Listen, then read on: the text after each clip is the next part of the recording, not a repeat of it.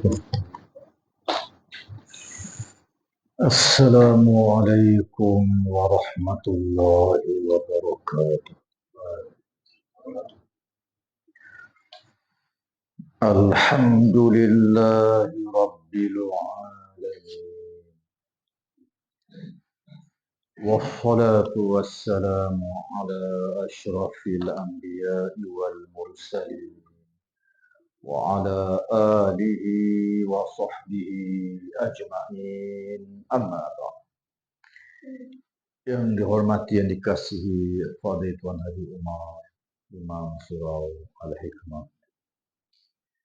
Dihormati, yang dikasihi Ustaz Syukri Si Surau Abadin Haji Ismail. Seterusnya muslimin dan muslimat yang saya hormati dan saya kasihi sekalian. Pada malam ini insya-Allah kita tengok satu tajuk baru pula, iaitu solat istisqa, solat minta hujan. Mungkin di kalangan orang kita barangkali tak pernah buat sekali lah. Di minggu yang lalu kita tengok sembahyang apa? Sembahyang gerhana matahari dan gerhana bulan. Ini biasa kita buat di surau kita. 20 tahun dulu dah kita buat. Di padang bola pun pernah saya buat di kampung kita ni. Sembahyang gerhana iaitu sembahyang kemudian Nabi berkhutbah.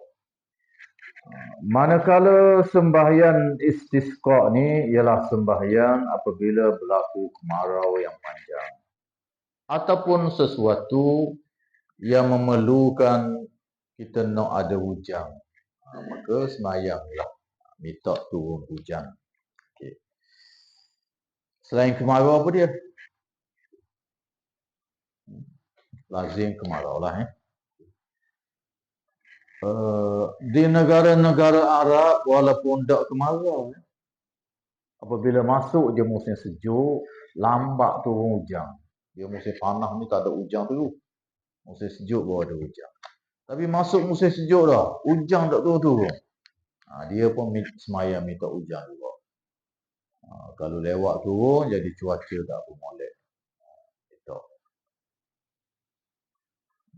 Umpamanya jika sekiranya berlaku jerebu, kata para ulama, jerebu kebakaran yang besar di Amerika. Kita dulu pernah berlaku jerebu lah, dah beberapa meter tak apa.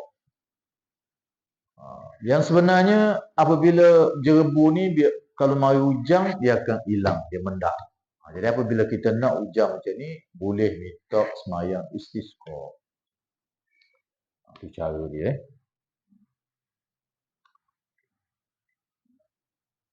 Berlaku malapetaka dan peperangan dan musibah seperti di Palestin. Yang Nabi ajarnya ialah membaca qunut nazilah dalam solat fardu, termasuk solat Jumaat.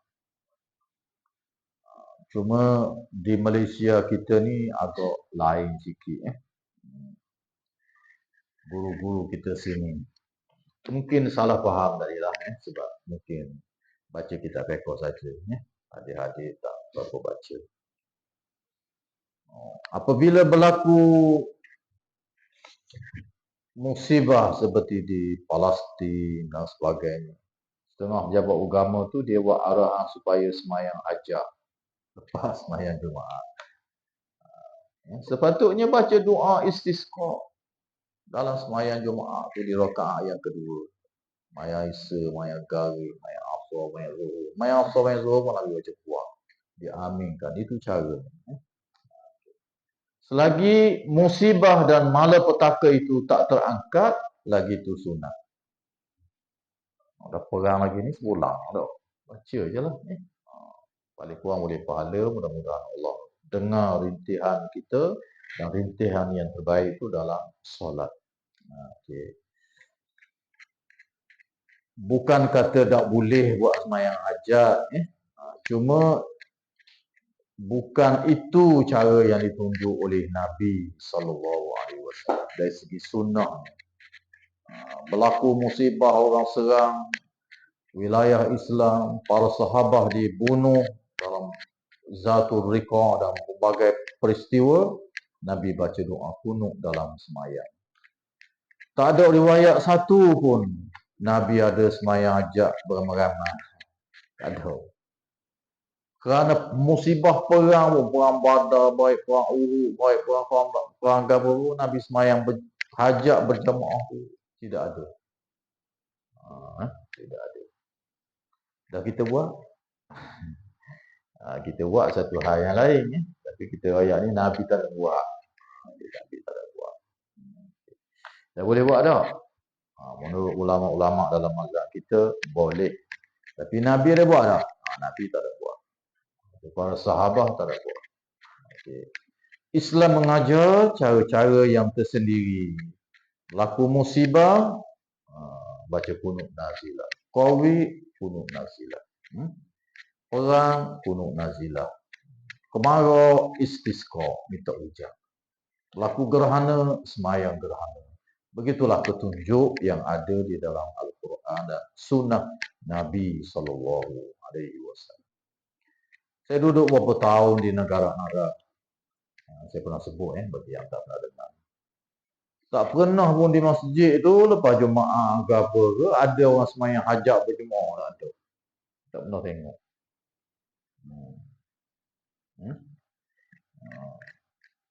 Tahun ni nak periksa semayang jemaah, semayang hajat pas Jumaat, tak ada. Di Mekah, Madinah pun ada juga. Negeri-negeri Arab pun ada lah. Buat sendiri tu ada. Yang ada dalam hadis sungguhnya apabila kamu ada sesuatu hajat, semayang 2 rakaat gitu. Kami taklah dengan Tuhan. Nabi tak ayat mau semayang apa Orang Kediang menamakan dengan semayang hajat. Tapi kalau nak tengok dalam lafaz hadis solatul hajat, semayang hajat ni gini-gini tak ada. Dalam Bukhari baik, dalam Muslim baik, Sunnah baik, tak ada. Ada dalam bentuk yang saya sebutkan tadi, kemudian ulama menamakan. Kitab-kitab besarnya bab semayang sunat ni tak ada, semayang hajat tak ada lah. Dalam Sahih Bukhari, Sahih Muslim, semayang sunat rawatib, semayang sunat istisqa, semayang sunat minta hujan, semayang tu adalah ke? Semayang hajat dalam bentuk yang saya sebutkan tadi tidak ada. Tapi kalau orang buat juga, menurut Al-Imam An-Nawawi, kalau buat seorang boleh, asasnya main sunat ni nak buat berjamaah pun boleh. Itu pandangan para ulama. Tapi kalau kita tanya, ada tak Nabi buat? Tak ada. Okay. Kalau sahabat-sahabat ingat, satu ketika dulu Syekh Mahir duduk kat surau kita ni. Mula-mula dia, 3 tahun yang lalu, dia mari semayang sini malam kuliah macam ni, biasa surau kita ada semayang ajar kan. Jadi saya suruh dia jadi imam, kalau sahabat-sahabat ingat lah Kemudian saya suruh jadi semayang sunat hajat. Dia tak embuh. Kemudian dia lari duduk luar. Orang Arab lah. Alim dia. BA dan Master University Madinah Syariah. Kemudian dia mari belajar di sini. Buat PhD Uniza. Habis. Kemudian dia ada mari pula dalam seri 2 ni. Convocation di Uniza. Dia telefon saya. Nombor lain dah. Mula-mula tak pecah. Dia sebut nama baru ingat. Kata ada di Malaysia ni. Saya pun pergi jumpa dia. Okey, dia kalau sahabat-sahabat ingat dia tebik luar tak semayang. Okay. Jadi selepas semayang tu saya bercakap dengan dia, pasal apa tak semayang? Pasal apa tak semayang? Dia mazhab Syafi'i, dia Hadramaut pun mazhab Syafi'i. Dia jawab pada saya, dia kata, saya tak ada semayang hajat. Berjemaah pula. Daripada kecil tak pernah buat. Di tempat saya Yaman tak ada. Daripada kecil kita tak pernah tengok. Saya duduk di Mekah, duduk di Madinah 8 tahun pun tak pernah tengok dia kata. Jadi takut bid'ah dia kata. Nabi tak ada buat, dia pun tak pernah jumpa dia kata. Hadis-hadisnya. Tiba-tiba sini ada buat dia kata. Lalu saya terang dia bahawa Ya, hadis-hadis sungguhnya tidak ada. Tetapi hadis dalam bentuk semayang hajat secara umum, kita ada hajat, ada Nabi suruh semayang. Kemudian para ulama dalam mazhab kita ni ada yang jauh sikit, termasuk Al-Imam An-Nawawi dalam Al-Majmu'.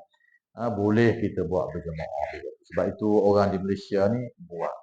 Tapi orang Arab ni oleh kerana dia baca hadis, baca apa juga, ada juga buat lah. Okay. Supaya kita faham supaya kita faham. Kalau kita bertemu, kita pergi negara yang tak ada sembahyang hajat pun tak apa lah.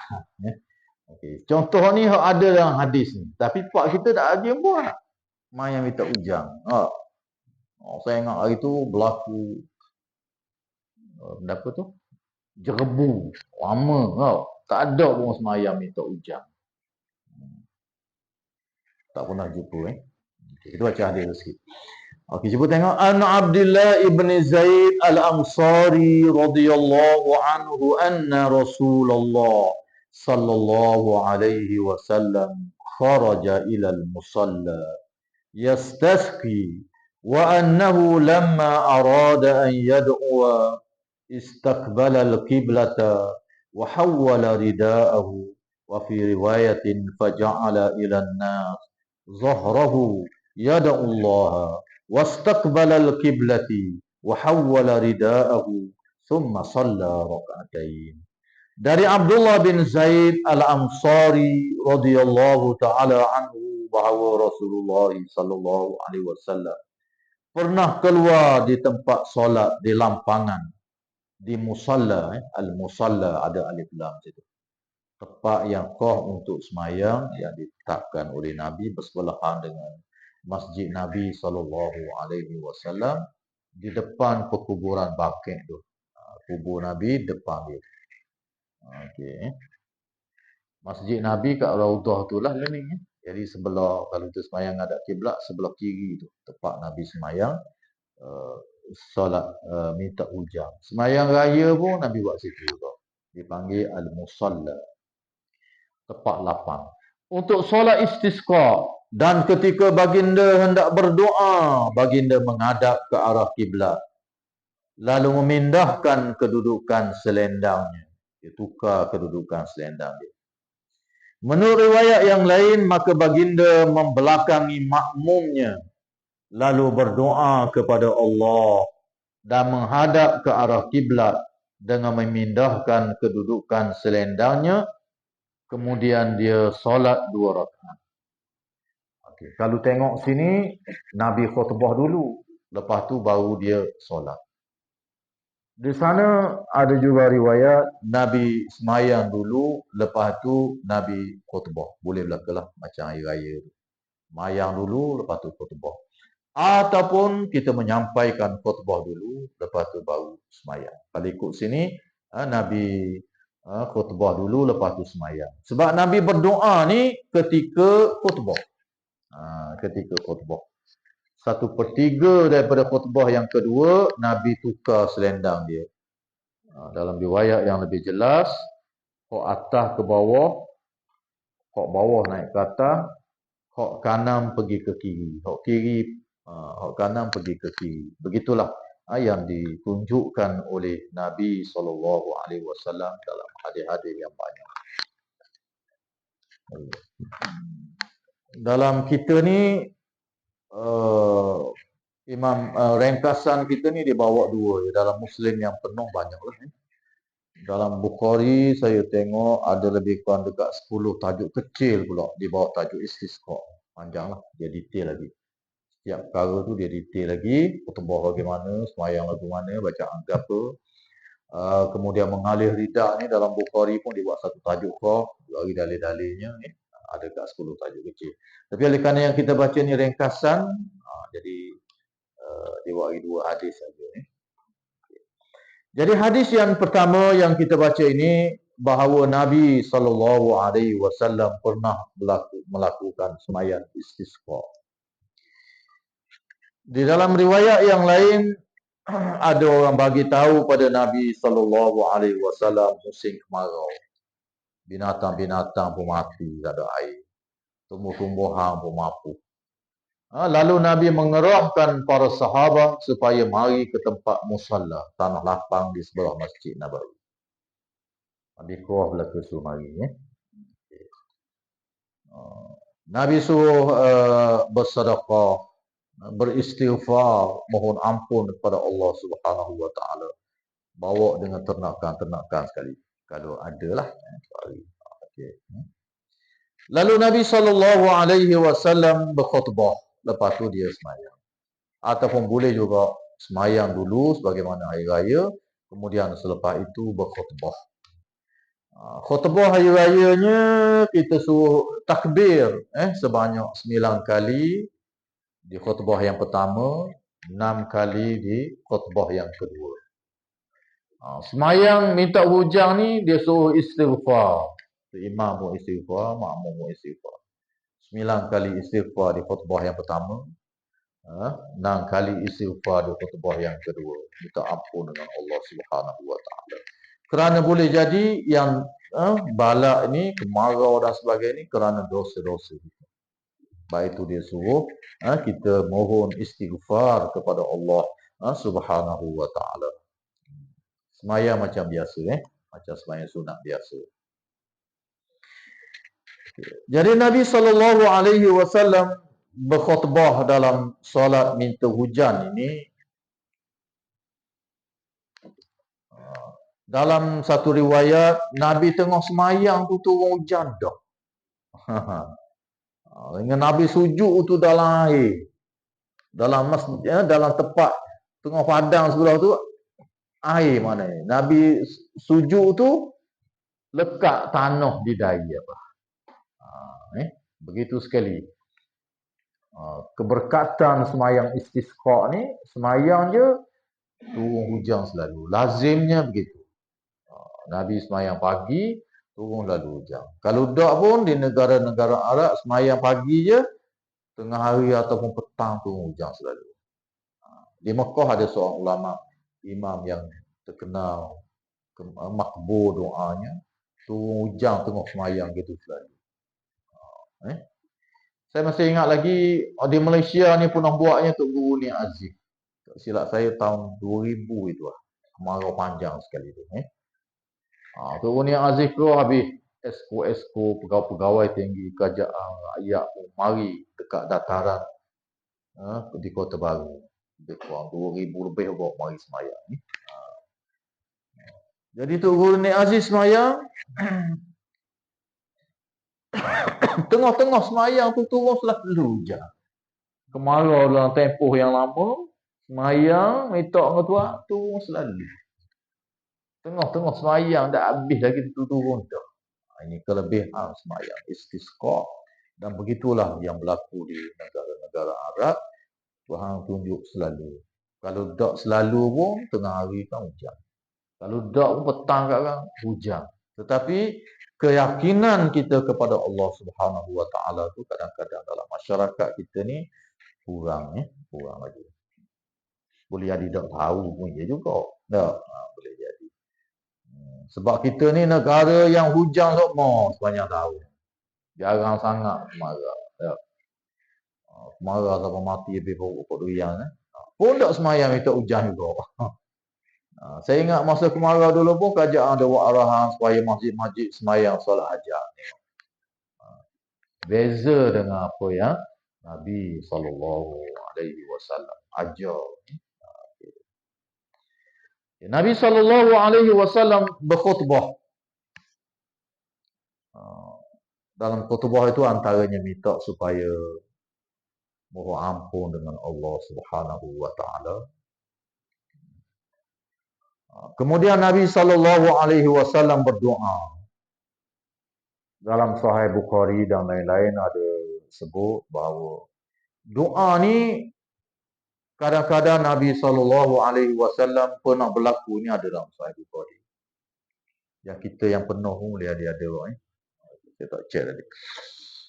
Di mana Nabi SAW tengah khutbah Jumaat. Mari orang Badui.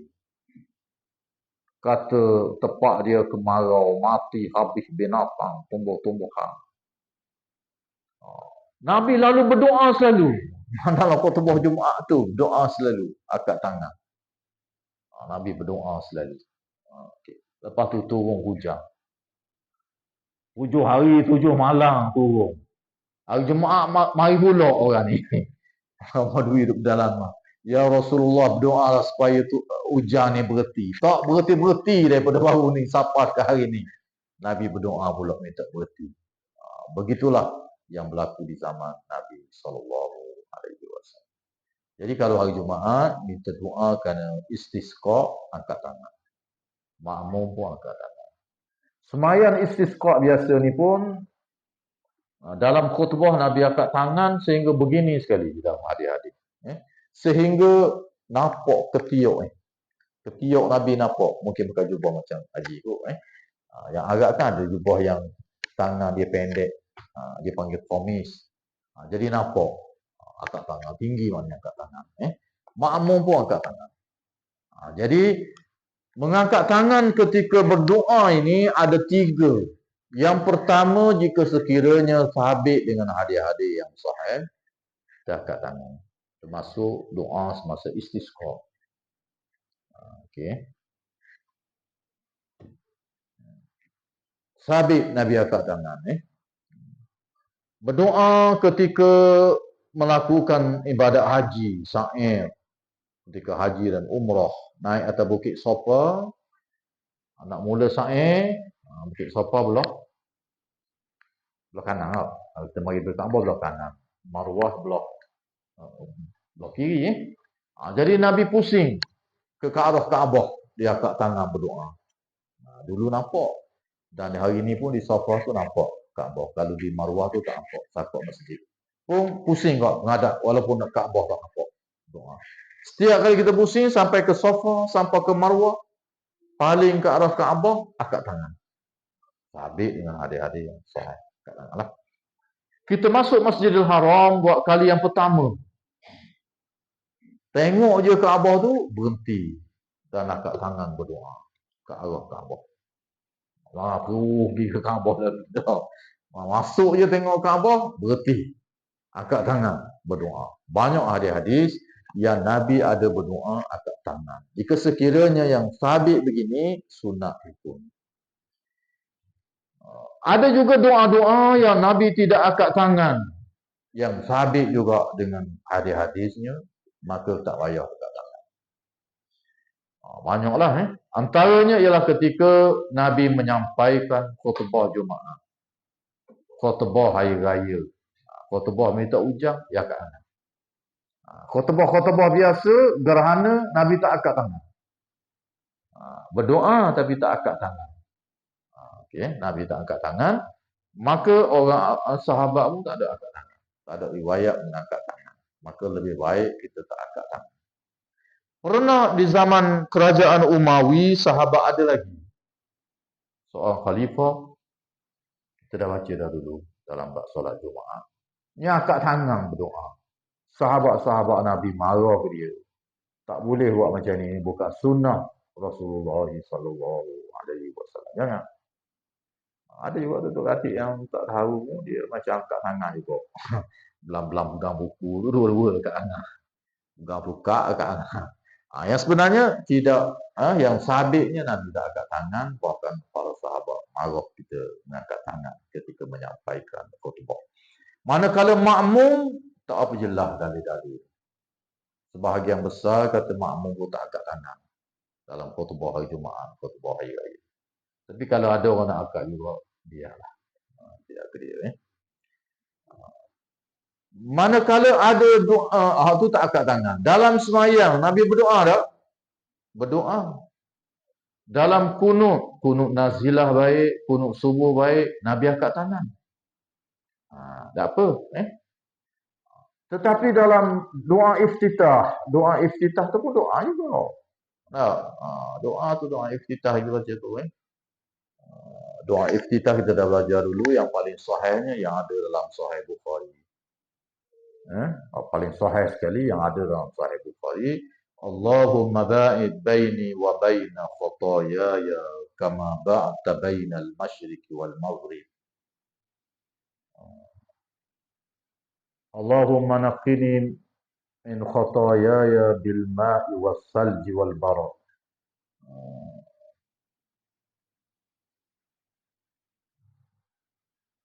Allahumma ghsil khataayaya kama yunaqqa as-sawbul abyadu min ad-danas. Allahumma ghsil khataayaya bil ma'i was salji wal barad. Ada dalam Sahih Bukhari.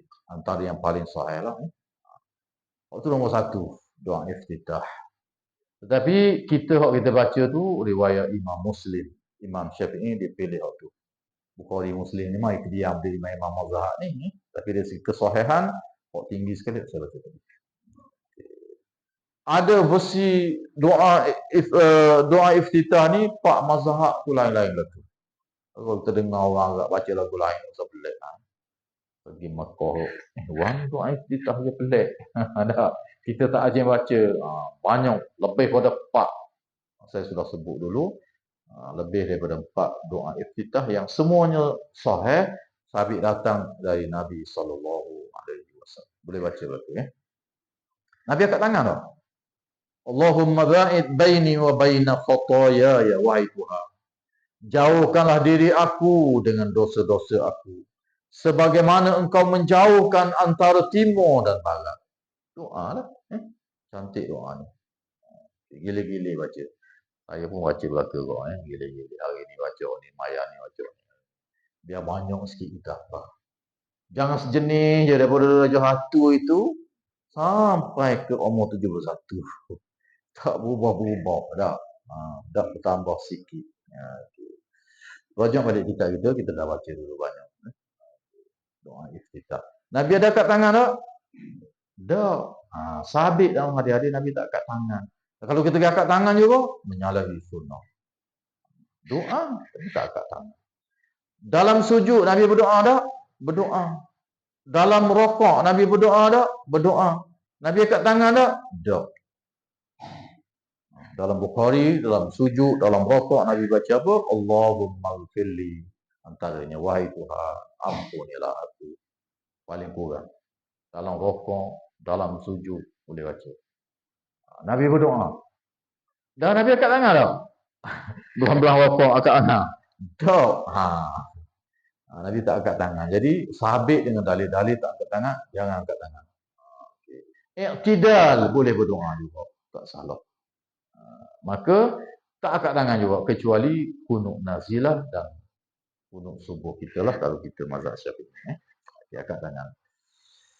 Begitu juga dalam Rabbi Fili doa tak? Doa. Allahumma ghfirli, wahai Tuhan ampunilah aku. Doa berlaku tu sahabat aku. Duduk antara dua sujud. Tapi Nabi angkat tangan tak doa? Dah. Sabit dengan hadis-hadis yang telah kita baca dulu, Nabi tak angkat tangan.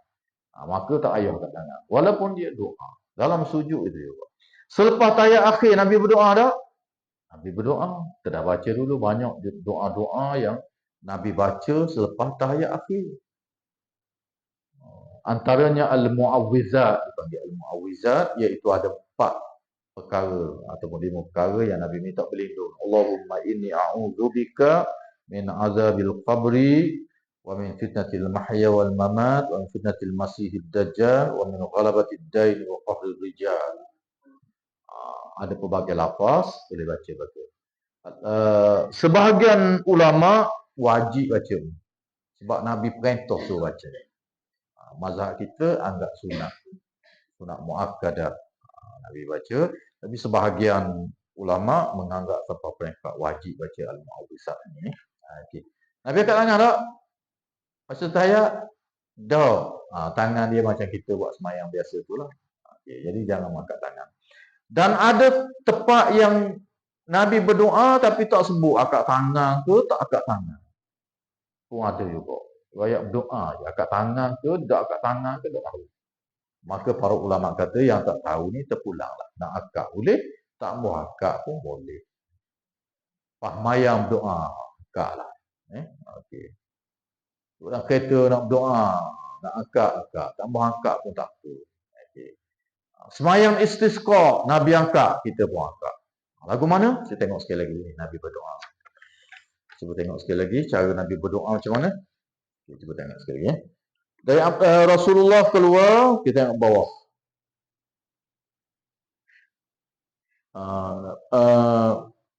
Nabi turun ke lapangan di musalla dan ketika baginda hendak berdoa, baginda menghadap kiblat. Ketika dia nak berdoa, dia menghadap kiblat. Ni dalam khutbah ni. Lalu dia memindahkan selendang. Kemudian dia memindahkan selendang. Dia menghadap kiblat, kemudian memindahkan selendang dia. Okey. Khutbah Okey, khutbah berdiri, khutbah berdiri. Nabi menghadap makmum, khutbah ni terpulanglah sama ada nak khutbah dulu ataupun nak semayang dulu sebagaimana saya sebutkan tadi. Jadi Nabi menghadap kepada makmum. Apabila berlalu beberapa ketika khutbah yang kedua, Nabi nak berdoa, Nabi pusing ke arah kiblat dengan mengangkat tangan yang tinggi dan diikuti oleh para sahabat yang bersama dengan Nabi SAW juga mengangkat tangan. Jadi kalau ada dalil yang sabit, yang terang macam ni, kita angkat tangan. Okay. Dan Nabi memusingkan selendang dia, ridak dia. Daripada atas ke bawah, riwayat yang lebih terang lagi, kanan ke kiri. Ialah untuk menolak bala. Itu tujuan dia. Antara hikmah kata para ulama dan ada cerita ayat. Hikmahnya untuk menolak bala daripada kemarau kepada hujan. Katakan pakai ridak pakai begini. Banyak ustaz pakai ridak begini. Boleh macam-macam cara. Botak belakang, pulah atas ni. Sebab banyak cara juga. Katakan macam ni, macam mana yang atas pergi ke bawah, yang kiri pergi, yang kanan pergi ke kiri. Kalau macam ni, katakan ridak yang macam ini. Ridak ni kalau kita pakai umrah tuala tu pun dia ridak juga. Botak belakang tu. Nabi kadang-kadang pakai ridak, kemudian pakai izar, kain macam ni. Pakaian zaman Nabi SAW. Rom lama pun pakai lagu tu. Tengok filem-filem Rom. Ahli-ahli parlimen dia pakai kain yang atas belakang gitu.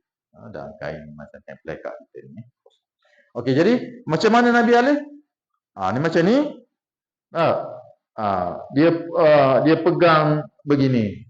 Pegang begini. Ni hak bawah. Hak bawah ni nak pergi ke atas.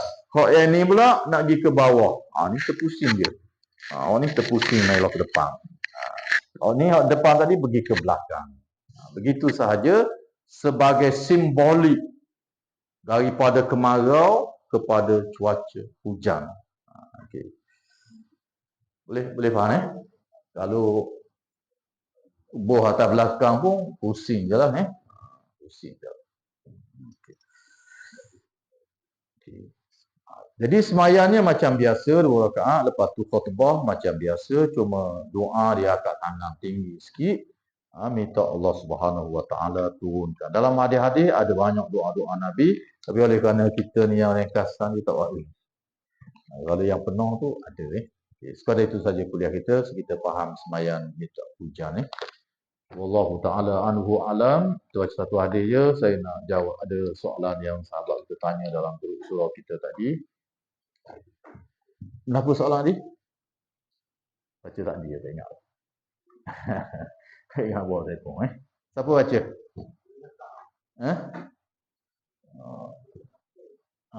Orang Asuh. Palestin. Okey. Boleh tak kita nak beri zakat kepada perjuangan Palestin yang sedang perang ini? Cantik soalan ni. Okey. Jadi zakat ini ditetapkan oleh Allah dan oleh Nabi SAW dengan dalil-dalil yang terang. Dalam Quran Tuhan sebut innamas shadaqatu lil fuqara'i wal masakin akhirnya. Sesungguhnya zakat ini kata Allah adalah milik dan kepunyaan 8 asnaf. Fakir, miskin, jihad fisabilillah, ibnu sabil, orang berhutang, 8 sebut amil. Quran sebut detail dalam Quran 8 golongan. Hadis pun begitu juga. Jadi kita nak beri zakat harta kita, takdir zaman bulan puasa zakat diterah pun nak beri sumbangan tepat perang macam ni, Boleh ke tak boleh? Jawab dia boleh. Sebab apa boleh? Atas-asnah apa? Atas-asnah fi sabilillah. Peperangan jihad dalam menentang musuh-musuh Allah Subhanahu wa taala. Ini fi sabilillah yang terang. Lawang Yahudi teruk. Perang nak beli senjata, baik untuk makan, baik untuk petugas tentera, orang sakit nak tolong apa yang dalam kesusahan. Maka boleh kita beri dan sah kita beri zakat itu. Untuk tabung Palestin apabila kerajaan minta ataupun NGO minta yang kita yakini boleh bagi sah, tidak menjadi halangan. Pernah orang soal saya, dia keluar dah zakat tapi baru tanya. Dia kata ada orang minta derma di Afrika nak beli, nak buat pergi hak jenis macam lama, organ, tubik air, dino payah air. Jadi orang minta, saya pun beri duit zakat saya. Widah. Saya tanya Widah lagi. Dia tu Widah. Widah tanya orang diri saya tu. Dia tanya jadi ke tak? Saya kata jadilah ni. Sebab sana susah, miskin, payah. Ya jugalah. Boleh. Okey. Termasuk Palestin ni boleh. Okey. Soalan yang kedua.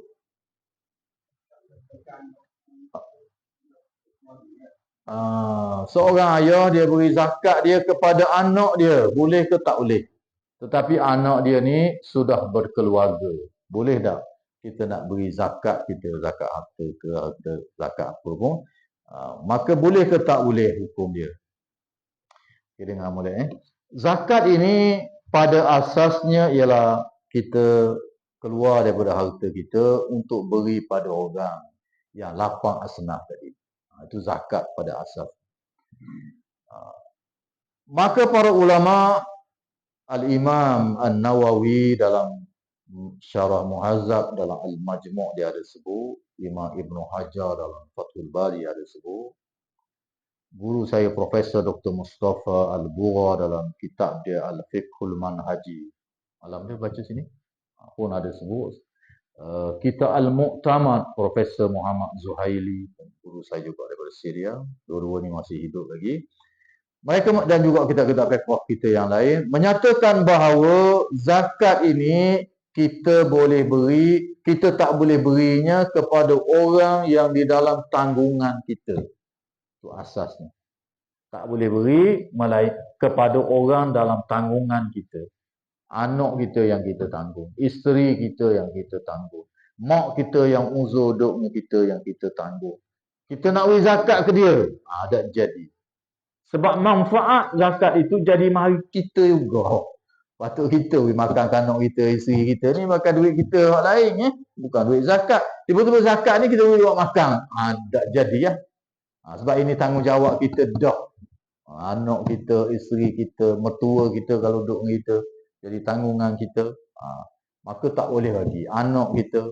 Tapi apabila anak kita besar, dia kahwin, dia pun duduk suku dah, kita pun tak tanggung dah.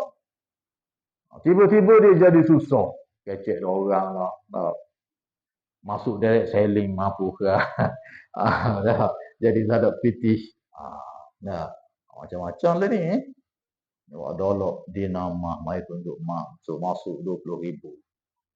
Pocik akan dapat tiap-tiap bulan 700. 3 bulan je boleh. Lepas tu dengan tuang-tuang besar, dengan mah-mah tu tak tahu. Jangan hati-hati jadi dia susah, dia anak kita. Kita kaya, hanya ada duit, ada keluar zakat. Jadi duit zakat kita boleh tak beri pada anak kita? Kalau lelaki baik, ataupun anak puang baik, dia susah. Dia seorang miskin, boleh kita beri.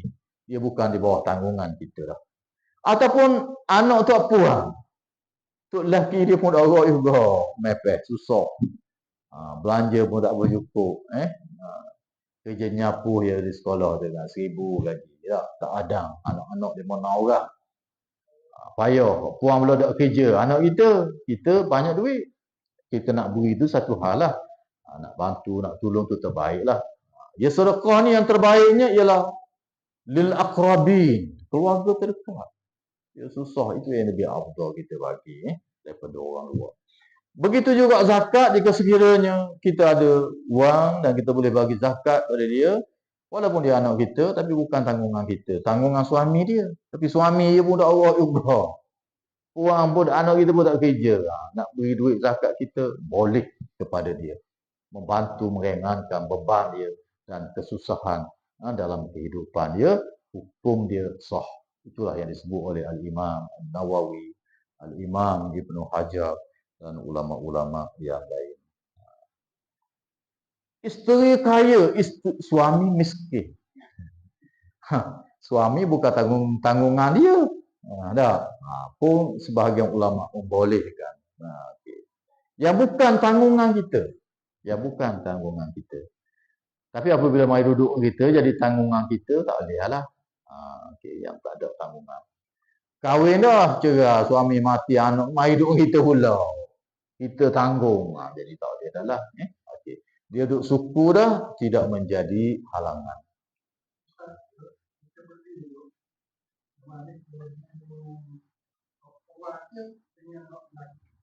Atau pulang boleh berlaku sebab dia miskin. Boleh berlaku.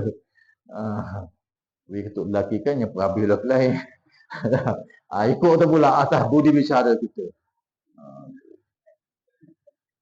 Saya mengajar di satu tempat baru ni, dia kata dia nazar nak sembelih sakit, nak sembelih lembu.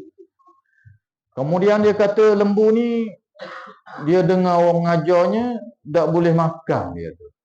Dia sungguh kedok. Ini saya hurai dah dulu. Dalam mazhab kitanya, kita tak boleh makan. Tanggungan kita pun tak boleh makan juga. Yang duduk dengan kita. Anak yang menjadi tanggungan kita. Okay. Dia faham ya seorang je boleh.